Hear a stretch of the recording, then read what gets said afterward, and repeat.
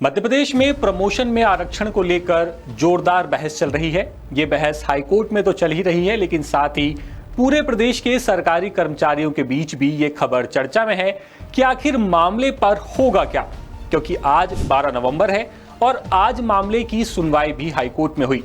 तो चलिए आपको बताते हैं कि आज हाईकोर्ट में जो सुनवाई हुई है उसमें आखिर क्या हुआ है।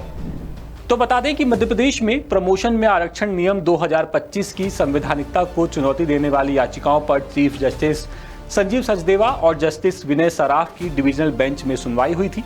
सुनवाई में शुरुआत में इंटरवीनर यानी जिन्हें हस्तक्षेपकर्ता कहा जाता है, जो आरक्षण का समर्थन कर रहे हैं, इन्होंने याचिका के औचित्य पर सवाल उठाते हुए सुप्रीम कोर्ट में पेंडिंग आरबी राय मामले का हवाला दिया और ये कहा कि जब इस मामले पर सुप्रीम कोर्ट में सुनवाई चल रही है तब तक हाई कोर्ट को इसमें दखल नहीं देना चाहिए।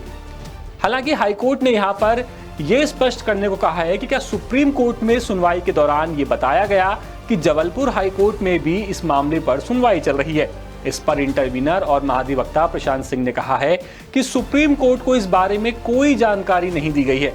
इसके बाद हाई कोर्ट ने सुनवाई शुरू की, जिसमें सरकार की ओर से वरिष्ठ अधिवक्ता CS वैद्यनाथन वीडियो कॉन्फ्रेंसिंग के जरिए जुड़े थे और उन्होंने अपना पक्ष रखा। मामले में याचिकाकर्ताओं की ओर से दलील दी गई कि सरकार ने M नागराज और जनरल सिंह जैसे मामलों में सुप्रीम कोर्ट के निर्देशों को नजरअंदाज करते हुए बिना किसी ठोस आंकड़ों के आरक्षित वर्ग का अपर्याप्त प्रतिनिधित्व माने बिना ही प्रमोशन में आरक्षण नियम 2025 बना दिया। हाईकोर्ट में यह भी कहा गया कि संविधान का अनुच्छेद 14 और 16(1) समान अवसर की गारंटी देता है और प्रमोशन में आरक्षण इस सिद्धांत का उल्लंघन करते हैं। याचिकाकर्ताओं ने यह भी कहा है कि आरक्षण का मकसद नियुक्ति में मौका देना है, ना कि पूरी सेवा अवधि में बार बार फायदा देना। कहा गया कि अगर सिलेक्शन के बाद भी हर लेवल पर आरक्षण जारी रहता है तो ये अनारक्षित वर्ग के साथ भेदभाव होगा। कोर्ट ने मामले की अगली सुनवाई अब 13 नवंबर तक टाल दी है। हालांकि याचिकाकर्ताओं की ओर से कल भी इस मामले पर अपना पक्ष रखा जाएगा। अब जरा आपको कुछ केस बताते हैं जहां संविधान और कोर्ट में आरक्षण से जुड़े मुकदमे और उनकी टाइमलाइन बताई गई है। सबसे पहले बात करते हैं 1992 इंदिरा साहनी बनाम यूनियन ऑफ इंडिया। इसमें सुप्रीम कोर्ट ने कहा कि अनुच्छेद 16(4) सिर्फ नियुक्तियों में आरक्षण की अनुमति देता है, पदोन्नति में नहीं। 1995 में 77वां संविधान संशोधन हुआ, अनुच्छेद 16(4)(a) जोड़ा गया। सरकार ने संशोधन कर पदोन्नति में SC/ST को आरक्षण की अनुमति दी। 1996 में अजीत सिंह बनाम पंजाब राज्य कैचअप नियम लागू हुआ। पहले पदोन्नत हुए सामान्य वर्ग के अधिकारी सीनियर रहेंगे, ये तय हुआ। सन 2000 में 81वां संशोधन हुआ। अनुच्छेद 16(4)(b) आरक्षण की सीमा 50% को पार करते हुए पिछली रिक्तियों में कैरी फॉरवर्ड की जा सकती हैं, ऐसा कहा गया। सन 2000 में ही 82वां संशोधन हुआ। अनुच्छेद 335 SC/ST उम्मीदवारों को नंबरों में छूट की अनुमति दी गई। सन 2001 में 85वां संविधान संशोधन, परिणामी वरिष्ठता SC/ST कर्मचारियों को पदोन्नति के बाद भी वरिष्ठता बनाए रखने का अधिकार दिया गया।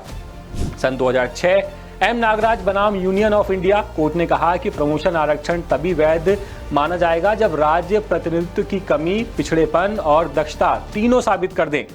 सन 2018 जनरल सिंह बनाम लक्ष्मी नारायण गुप्ता, क्रीमी लेयर का सिद्धांत SC/ST पर भी लागू किया गया। सन 2019 में BK पवित्रा बनाम भारत संघ, प्रमोशन में आरक्षण नीति बरकरार बशर्ते राज्य पर्याप्त आंकड़े पेश करें। तो ये थे कुछ ऐसे मामले जो प्रमोशन में आरक्षण को लेकर चर्चा में रहे हैं और अब MP का ये केस कितनी चर्चा बटोरता है ये देखने वाली बात होगी। और इस मामले पर जो भी अपडेट होगा, द सूत्र लगातार प्रमोशन में आरक्षण पर अपनी नज़र बनाए हुए है। हम लगातार आप तक इस मामले की अपडेट लेकर आते रहेंगे। मैं आपसे मिलूंगा दूसरी खबर में, तब तक के लिए आप बने रहिए द सूत्र के साथ। और ये पूरी खबर जबलपुर से हमारे विशेष संवाददाता नील तिवारी लेकर के आए थे। नमस्कार। लेटेस्ट,